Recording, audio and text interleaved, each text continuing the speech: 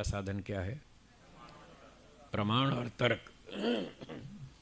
प्रमाण और तर्क से कोई वस्तु ठीक ठीक जानी जाती है।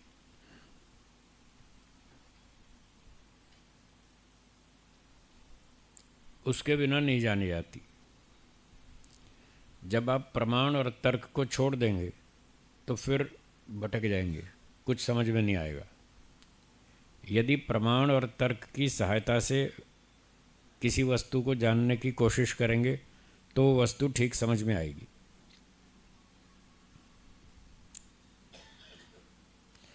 पृथ्वी गोल है या चपटी है, कैसे पता चला?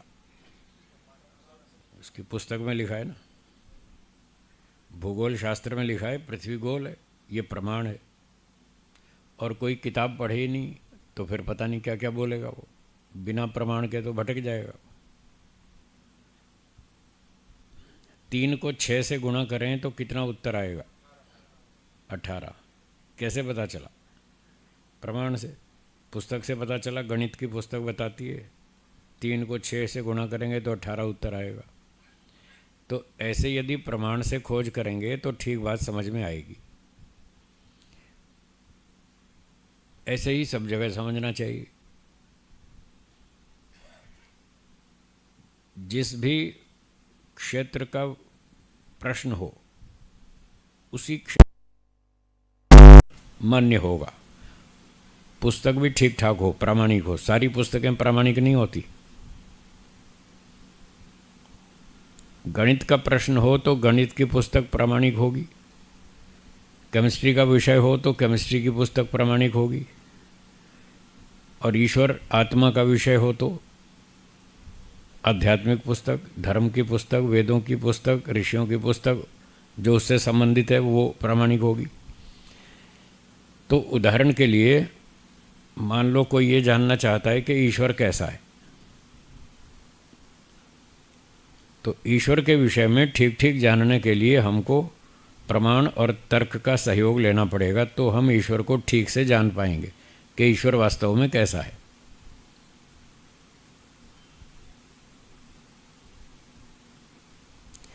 हर व्यक्ति के अपने अपने विचार हो सकते हैं, होते ही हैं, पर वो सारे ठीक नहीं होते। सारे विचार ठीक नहीं होते, उनमें विचारों में टकराव होता है, विरोध होता है। जहाँ जहाँ विरोध होता है तो वो सारे विचार सही नहीं होते। जैसे कुछ लोग ईश्वर के विषय में कहते हैं कि ईश्वर चौथे आसमान पर रहता है, कुछ लोग कहते हैं 7वें आसमान पर रहता है, कुछ लोग ये मानते हैं वो बैकुंठ में रहता है, कोई श्रीपुर में बताते हैं, कोई कैलाश पर्वत पे बताते हैं, कोई परम धाम में बताते हैं। सबके अपने अपने विचार हैं। और कुछ लोग कहते हैं ईश्वर सब जगह रहता है। आपका क्या विचार है? ईश्वर कहाँ रहता है? सब जगह रहता है। तो क्या प्रमाण है? वेदों में लिखा है। वेदों का प्रमाण है, उसमें लिखा है सपर्यगात ईश्वर सब जगह रहता है, सर्वव्यापक है। तो ईश्वर के विषय में कुछ कुछ तो लोग ठीक ठीक जानते हैं, 2-4 बातें तो ठीक जानते हैं, फिर आगे गड़बड़ हो जाती है। जैसे ईश्वर के बारे में इतना तो मानते हैं कि ईश्वर एक है। ईश्वर एक है या बहुत सारे हैं? एक है। तो ये बात ठीक है, क्योंकि ये प्रमाण से सिद्ध है। वेदों में लिखा है ईश्वर एक है। तो जो वस्तु जैसी हो उसको वैसा जाने, यहाँ से सत्य आरंभ होता है। वैसे ये लोग बोलते तो हैं ईश्वर एक है, सिर्फ बोलते ही हैं, व्यवहार में तो अनेक है। व्यवहार में तो अनेक ईश्वर हैं। कैसे? लोगों के घर में आप देखिए भगवान की फ़ोटो रखी है या नहीं रखी है ना? एक रखी है या बहुत सारी? अब देखो, इसलिए कह रहा था व्यवहार में तो अनेक है। शब्दों से तो एक कह रहे हैं, व्यवहार में बहुत सारे ईश्वर हैं। ईश्वर एक जगह रहता है या सब जगह? सब जगह। जो वस्तु सब जगह रहती हो उसकी शक्ल होनी चाहिए या नहीं? है? नहीं होनी चाहिए। तो ईश्वर एक जगह रहता है या सब जगह? सब जगह। तो ईश्वर की शक्ल है या नहीं है? नहीं है ना। प्रमाण से, तर्क से तो यही सिद्ध हो रहा है ईश्वर की कोई शक्ल नहीं है। जब उसकी शक्ल नहीं है तो उसकी फोटो कैसे बनेगी? बन सकती है? नहीं बन सकती। फिर भी लोगों के घर में कई कई फ़ोटो रखी हैं। अब बताइए, ये जो फ़ोटो रखी हैं, जो फ़ोटो वाले हैं उनको भगवान मान रहे हैं, ईश्वर मान रहे हैं, वो सत्य है या असत्य है? असत्य है। ऐसे पता चलता है, सत्य और असत्य का ऐसे पता चलता है। तो वेदों के अनुसार, वेदों के प्रमाणों के अनुसार ईश्वर एक है, वो सब जगह रहता है, उसकी कोई शक्ल, फोटो, आकृति कुछ नहीं है, वो निराकार है, सर्वशक्तिमान है, सृष्टि को बनाता है, सृष्टि का संचालन करता है, पालन करता है, अंत में विनाश भी करेगा, सबके कर्मों का ध्यान रखता है, हिसाब रखता है, सबको न्याय से कर्मों का फल देता है, ठीक समय आने पर ठीक ठीक न्याय करता है।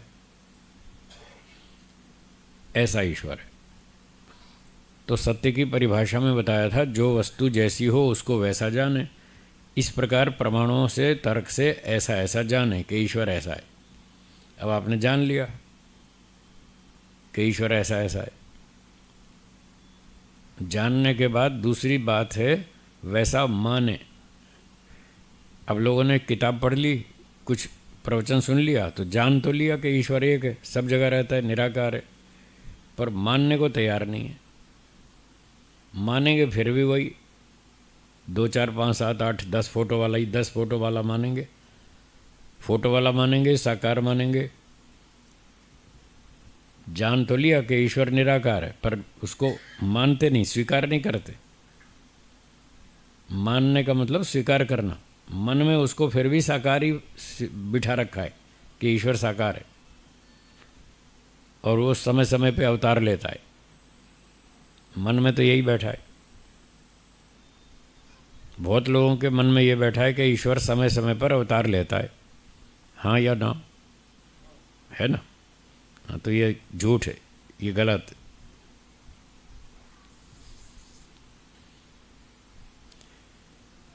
तो योग में जाना है, यम नियम का पालन करना पड़ेगा।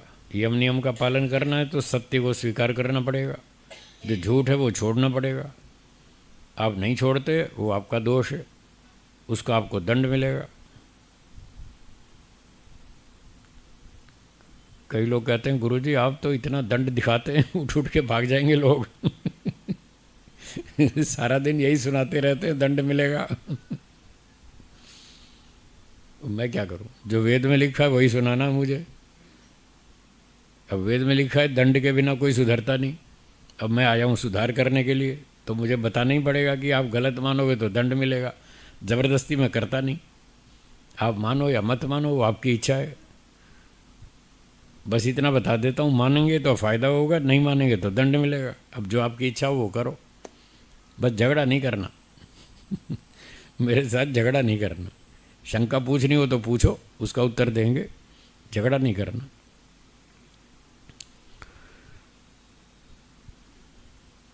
तो जैसा ईश्वर है वैसा हमने जान लिया, उसको वैसा फिर स्वीकार भी करें, माने भी सही कि हाँ ईश्वर निराकार ही है। उसको मन बुद्धि से, हृदय से ऐसा ही स्वीकार करें तो सत्य है, नहीं तो झूठ है। तीसरी बात, जो वस्तु जैसी हो उसको वैसा जाने, वैसा माने, वैसा लिखें। जब पुस्तक लिखनी पड़ेगी, कोई आर्टिकल लिखना पड़ेगा तो वही लिखें। ईश्वर निराकार है, अवतार नहीं लेता, वही लिखना है तो सत्य है। पर पुस्तक या आर्टिकल लिखते समय वो लिखेंगे ईश्वर अवतार लेता है, ईश्वर साकार है, तो फिर झूठ है। जब ईश्वर अवतार लेता नहीं, साकार है नहीं, कोई फोटो नहीं, कोई शक्ल नहीं, कोई मूर्ति नहीं, कोई आकृति नहीं, फिर आप उसको साकार माने और साकार लिखें तो ये झूठ है। और बोलना हो तो वही बोलें। जब ईश्वर निराकार है तो बातचीत में, चर्चा में, प्रवचन में यही बोलो, ईश्वर निराकार है। साकार नहीं बोल सकते, बोलेंगे तो झूठ है तो निराकार, बोल रहे हैं साकार तो झूठ है। अब ये लोगों को समझ में नहीं आती। वो कहते हैं जी हज़ारों साल से लोग फोटो की पूजा कर रहे हैं, मूर्तियों की पूजा कर रहे हैं, साकार ईश्वर की पूजा कर रहे हैं, ईश्वर का अवतार मानते आ रहे हैं। भाई मानते आ रहे हैं तो क्या हुआ? कोई बात गलती से आपके परिवार में चल पड़ी और अब पता लग गया कि वो तो गलत है, तो क्या उसको छोड़ना चाहिए या नहीं? या आप ये कहेंगे साहब हमारे यहाँ तो 5 पीढ़ी से ऐसा ही चल रहा है, ये तो कोई उत्तर नहीं हुआ ना। 5 पीढ़ी से ऐसा चल रहा है। एक परिवार वाले 5 पीढ़ी से हुक्का बीड़ी पी रहे थे, उनको पता नहीं था, गलती से परंपरा आ गई परिवार में, वो बेटा पोता सब चलते रहे और बीड़ी हुक्का पीते रहे। अब 6ठी पीढ़ी वाला मेडिकल कॉलेज में गया डॉक्टर बनने, वहाँ उसको पता लग गया ये बीड़ी हुक्का पीना हानिकारक है। तो उनके प्रोफेसर साहब ने पढ़ाया कि ये बीड़ी हुक्का नहीं पीना चाहिए, ये हानिकारक है। उसने आके अपने घर में पिताजी को बोला कि हमारे डॉक्टर साहब ने बताया बीड़ी हुक्का पीना हानिकारक है, इसको नहीं पीना चाहिए, छोड़ दो। तो उसके पिताजी ने कहा हम कैसे छोड़ दें, हमारे यहाँ तो 5 पीढ़ी से चला आ रहा है बीड़ी हुक्का, हम कैसे छोड़ देंगे? तो ये उत्तर ठीक है या गलत है? गलत।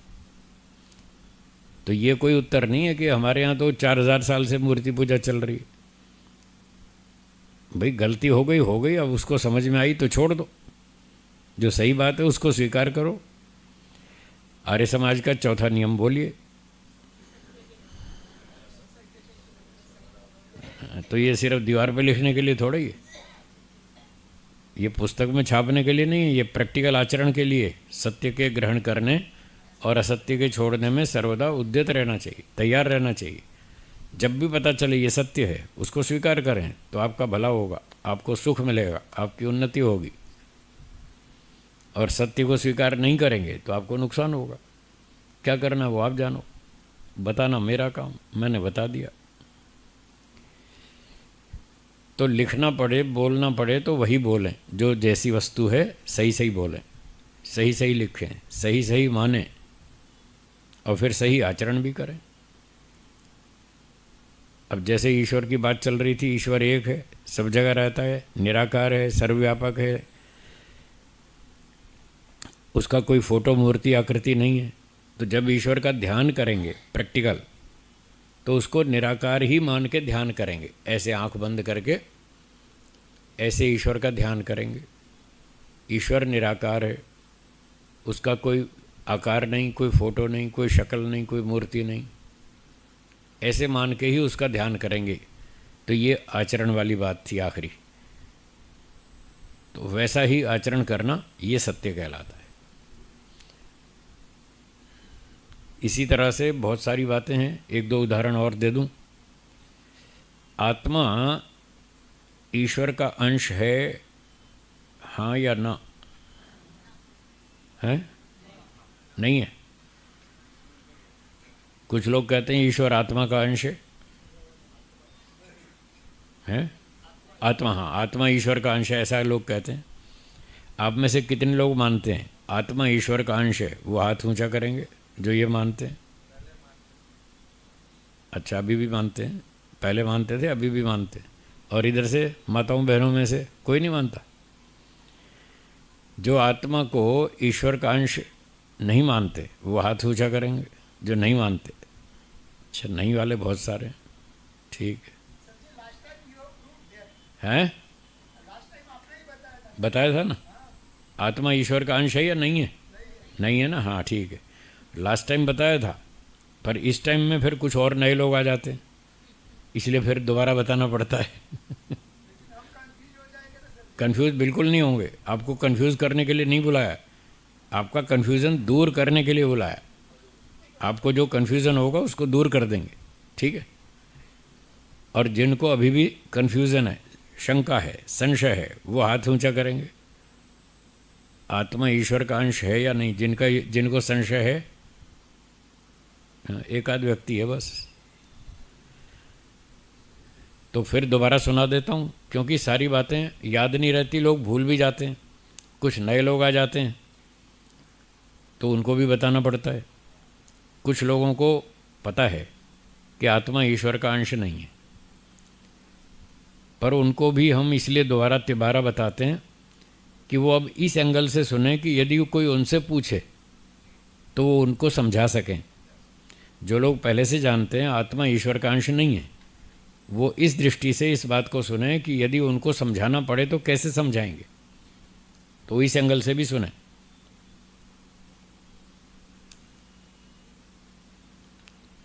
मान लीजिए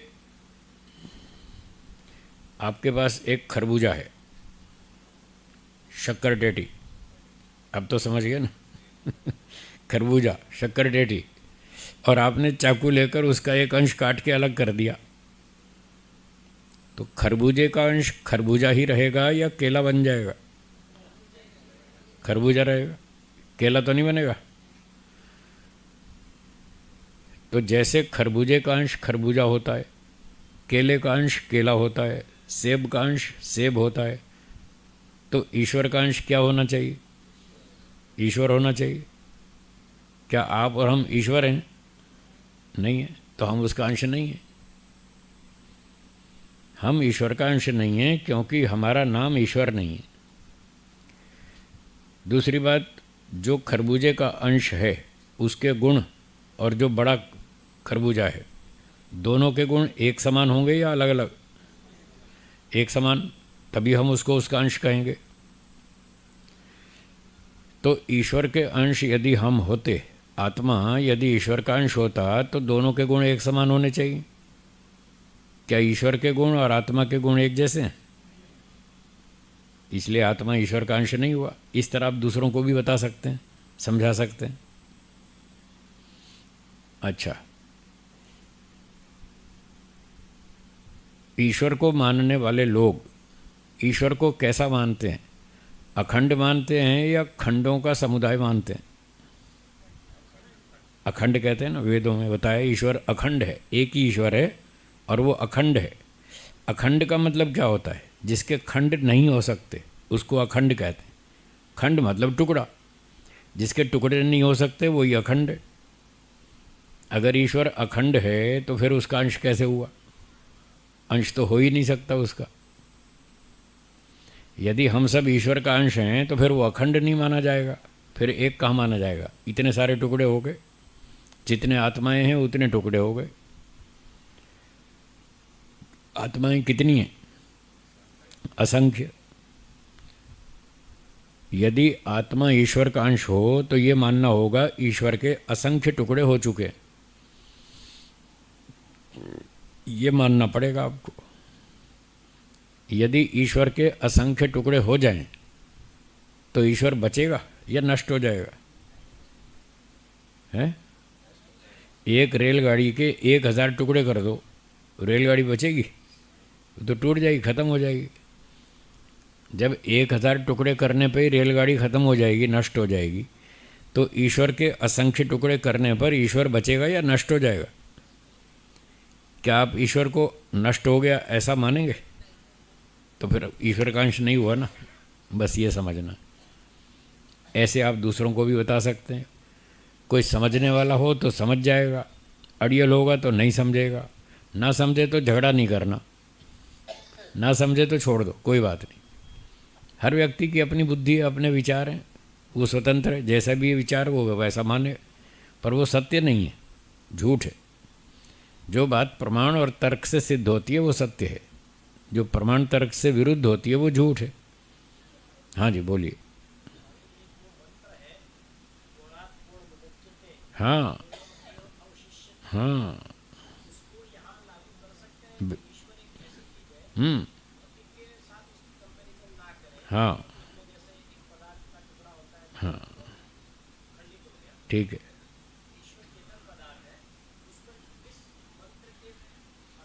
हम्म।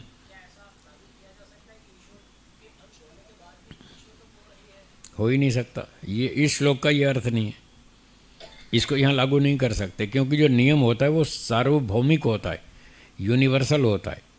जो जो वस्तु उत्पन्न होती है वह वह नष्ट होती है, ये यूनिवर्सल लॉ है, पूरे सृष्टि में लागू होगा, एक भी अपवाद नहीं होगा इसका। तो तभी वो सत्य होगा ना, जो नियम पूर्वक हो वही सत्य है। तो जैसे जो वस्तु उत्पन्न होती है वो नष्ट होती है, ये नियम है। आप कोई ऐसी वस्तु दिखाओ जो उत्पन्न होती हो और नष्ट ना होती हो, एक भी दिखाओ, तब तो हम माने कि ये नियम गलत है कोई ऐसी चीज़ नहीं है। तो जब ऐसी कोई चीज़ नहीं है तो फिर नियम ठीक है कि जो चीज़ उत्पन्न होती है वो नष्ट भी होती है, जो उत्पन्न नहीं होती वो नष्ट भी नहीं होती। अब इस बात को यहाँ लागू करें कि ईश्वर के असंख्य टुकड़े हो गए तो नष्ट भी होगा, क्योंकि नियम वो सही है, सब जगह लागू होता है, उसका कोई अपवाद नहीं है, तो ईश्वर भी उसका अपवाद नहीं बनेगा। अगर ईश्वर के टुकड़े मानेंगे तो ईश्वर का विनाश मानना पड़ेगा, जैसे रेलगाड़ी का, जैसे मकान का। किसी भी वस्तु के 10, 20, 50 टुकड़े कर दो, वो वस्तु खत्म हो जाएगी, वैसी नहीं रहेगी। इसलिए ईश्वर पे ये बात लागू नहीं होती। तो फिर प्रश्न होगा, फिर उस श्लोक का अर्थ क्या हुआ? पूर्णमदः पूर्णमिदं पूर्णात् पूर्णमुदच्यते पूर्णस्य पूर्णमादाय पूर्णमेव अवशिष्यते। फिर इसका अर्थ क्या हुआ? ये उपनिषद का वचन है, इसका अर्थ सुनिए। पूर्णम अदः, वह ईश्वर पूर्ण है, उसमें कोई कमी नहीं है। वेद में लिखा है न कुतश्चनो न, अथर्ववेद का मंत्र है जिसमें बताया ईश्वर में कोई कमी नहीं है, एक भी कमी नहीं है। तो वो पूर्ण है जब उसमें कोई कमी नहीं है। पूर्णम अदः पूर्णम इदम, इदम जगत, ये जगत भी पूर्ण है, जगत में कोई कमी नहीं है।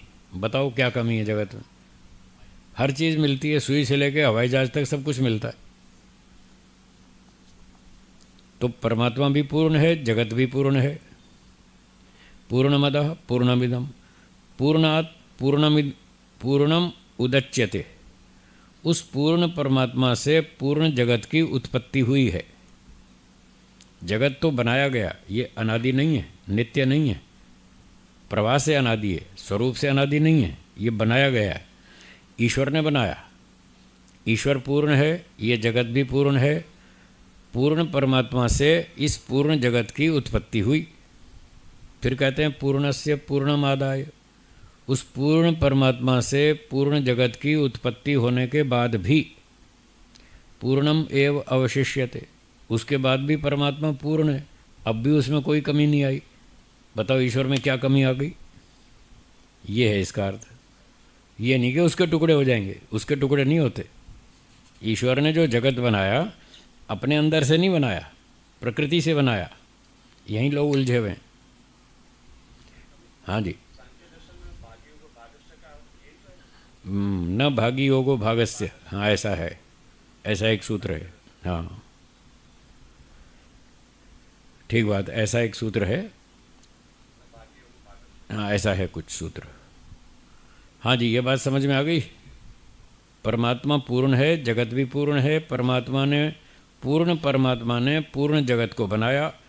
पूर्ण जगत को बनाने के बाद भी ईश्वर पूर्ण है, उसमें कोई कमी नहीं आई। बोलिए, ये वाक्य, ये अर्थ समझ में आया? तो ये है इस श्लोक का अर्थ। इसमें परमात्मा के टुकड़े होने का कोई काम ही नहीं है।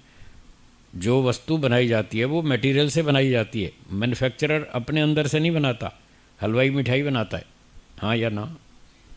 उसका मटेरियल अलग होता है, वो अपने अंदर से मिठाई थोड़ी निकालता है। मैदा, सूजी, चीनी, घी, आटा, जो भी है, पानी वानी, वो सब मटेरियल उससे अलग होता है। उस अलग मटेरियल से वो मिठाइयाँ बनाता है। ऐसे ही ईश्वर जो है वो जगत को बनाता है, वो प्रकृति नामक मटेरियल से जगत को बनाता है। प्रकृति अलग है, ईश्वर अलग है। ठीक है, था